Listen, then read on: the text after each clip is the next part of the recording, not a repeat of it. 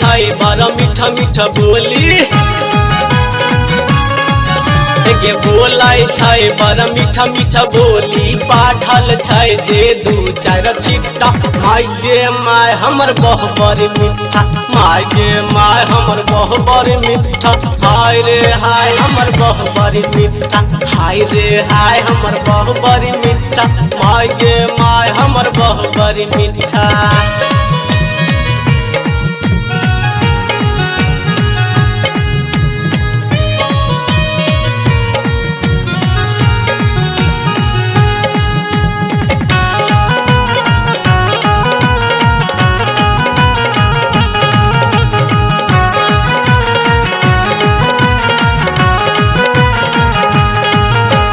मैयो गायर देतो तकी तोरा छोटकी उखाड़ लेतो तकी मैयो गायर देतो तकी तोरा छोटकी उखाड़ लेतो तकी कहियो तो नहीं कुछ बोल भीगे ये करे बात पे चल भीगे बुढ़वा ले तो ही पकई भी खट्टा माय गे माय हमर बहु बड़ी मीठा हाय रे हाय हमर बहु बड़ी मीठा माय गे माय हमर बहु बड़ी मीठा माय गे माय हमर बहु बड़ी मीठा हाय रे हाय हमर बहु बड़ी मीठा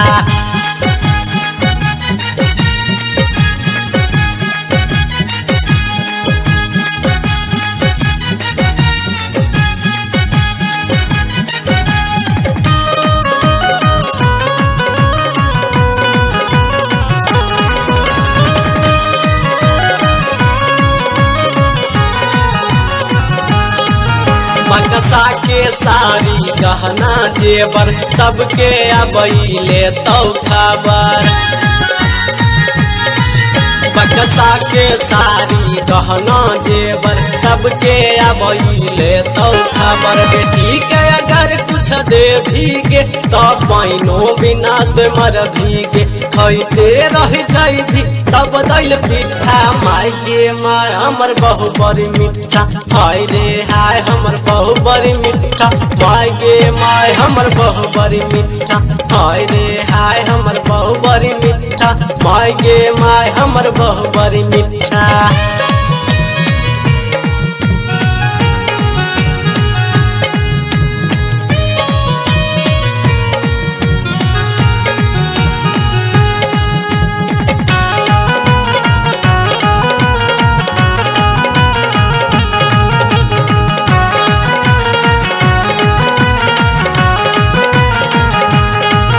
चुमुक सन सटल रहबै हम ओकरे संग डटल रहबै हम